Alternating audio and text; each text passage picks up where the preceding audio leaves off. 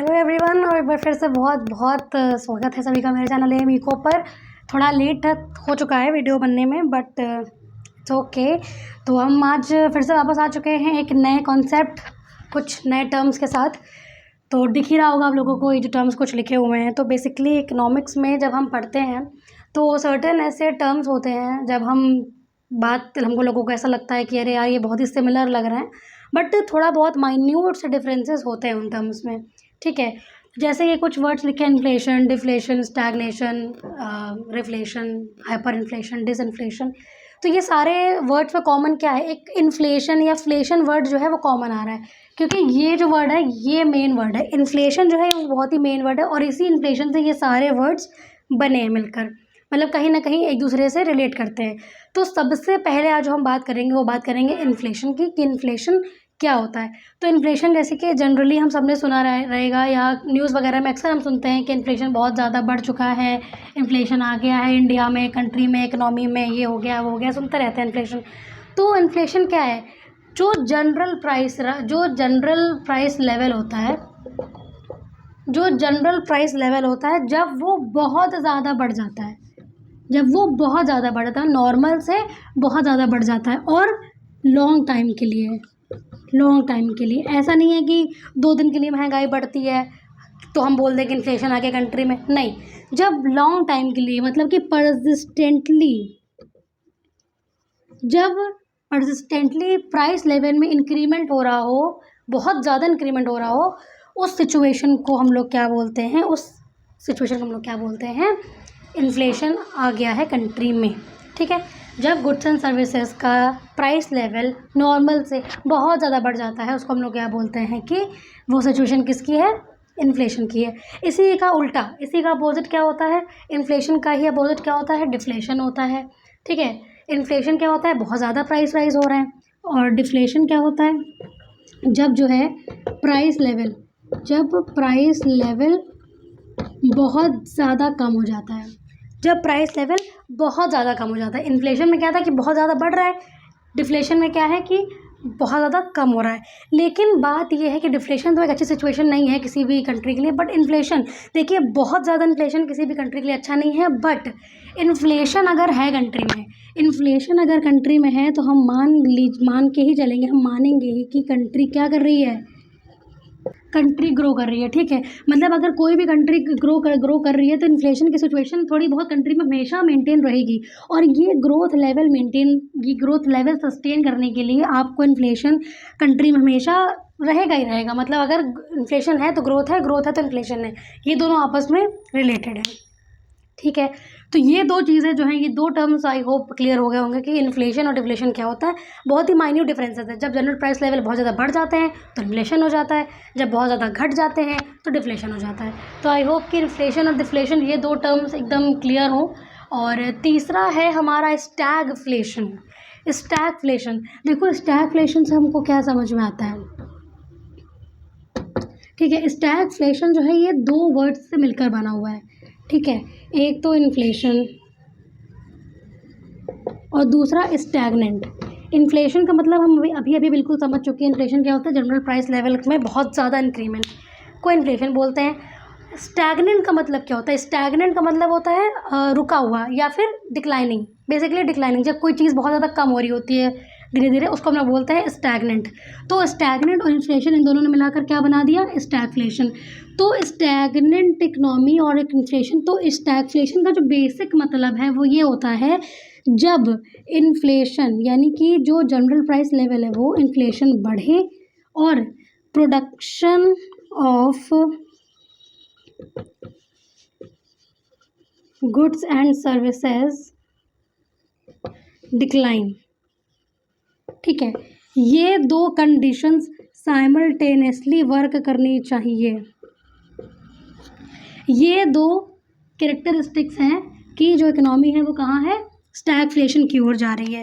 पहला क्या कि जनरल प्राइस लेवल बहुत ज़्यादा बढ़ रहा है, मतलब कि इन्फ्लेशन है। साथ ही साथ क्या हो रहा है कि production of goods and services जो है वो डिक्लाइन हो रहा है।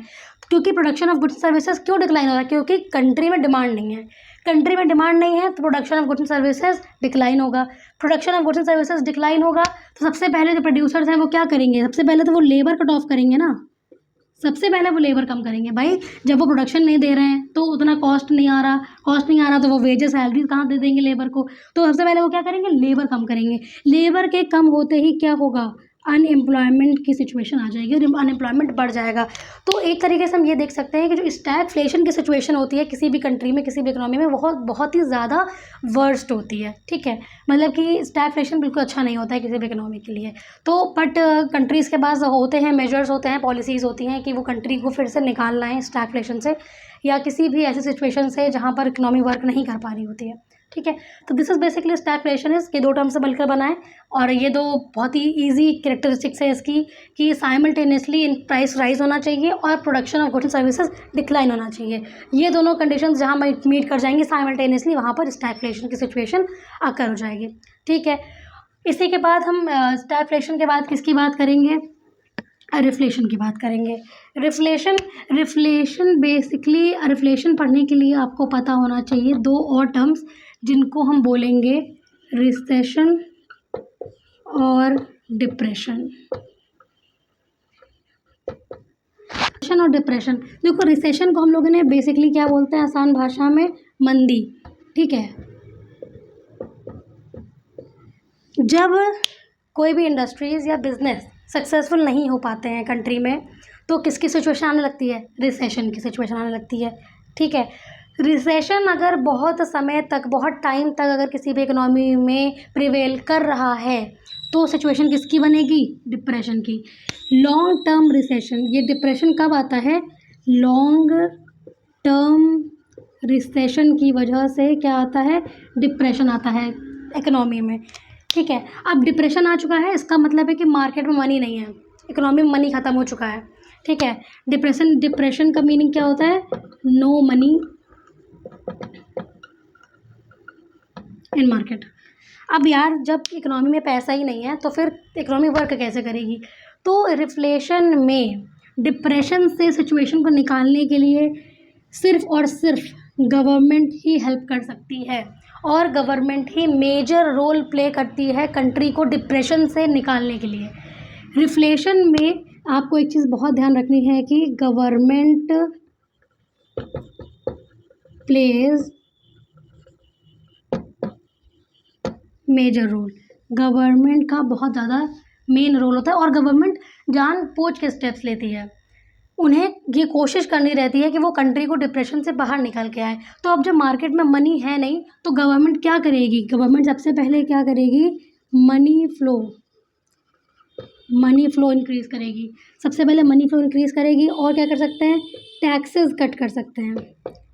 ठीक है, टैक्सेस कट कर सकते हैं और क्या कर सकते हैं, गवर्नमेंट एक्सपेंडिचर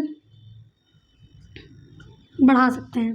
ठीक है, तो ऐसी बहुत सारी डिफरेंट मेजर्स लेता है कौन, गवर्नमेंट जानबूझ के उनको ये स्टेप लेना पड़ता है क्योंकि मार्केट मैकेनिज्म से जो है इकोनॉमी वो डिप्रेशन से बाहर नहीं आ पाएगी, गवर्नमेंट को यहाँ पर कोई ना कोई मेजर लेना ही पड़ेगा। ठीक है, तो रिफ्लेशन इंपॉर्टेंट पॉइंट है, गवर्नमेंट बहुत इंपॉर्टेंट रोल प्ले करती है। ठीक है, तो जब गवर्नमेंट ये रोल प्ले करेगी, पैसा आ जाएगा इकोनॉमी में। अब जब फिर से पैसा आ गया इकोनॉमी में तो प्ले करेगी, तो रिफ्लेशन से अब हम फिर कहाँ चले, हम फिर चले इन्फ्लेशन पे, क्योंकि पैसा आ चुका है इकोनॉमी में।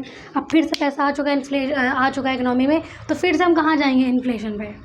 ठीक है, और फिर इन्फ्लेशन को कम करने के लिए जब गवर्नमेंट लेती है मेजर्स, फिर लेती है गवर्नमेंट मेजर्स, जब इन्फ्लेशन को कम करने के लिए गवर्नमेंट मेजर्स लेती है तो उसको हम लोग क्या बोलते हैं, डिसइन्फ्लेशन।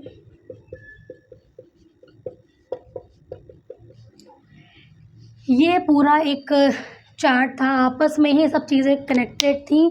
बस दो चीज़ें इसमें जो ध्यान रखने वाली हैं वो ये है कि रिफ्लेशन और डिसइन्फ्लेशन में गवर्नमेंट को जानबूझकर मेजर्स लेने पड़ते हैं। रिफ्लेशन में गवर्नमेंट जो है वो मनी फ्लो बढ़ाती है और टैक्सेस कट करती है, और उसका ही अपोजिट होता है डिसइन्फ्लेशन में, क्योंकि जब मनी फ्लो बढ़ा दिया, गवर्नमेंट टैक्स कट कर दिए, पैसा आ चुका है इकोनॉमी में, तो फिर से जो इकोनॉमी है वो रिफ्लेशन से इन्फ्लेशन की तरफ जाएगी, इन्फ्लेशन में जाएगी, फिर पैसा बढ़ेगा, फिर महंगाई बढ़ेगी, फिर प्राइस बढ़ेंगे, तो फिर से गवर्नमेंट को मेजर्स लेने पड़ेंगे कि वो इन्फ्लेशन करे। इन्फ्लेशन करने के लिए उनको मनी फ्लो कम करना पड़ेगा, टैक्सेस बढ़ाना पड़ेगा आम आदमी के लिए।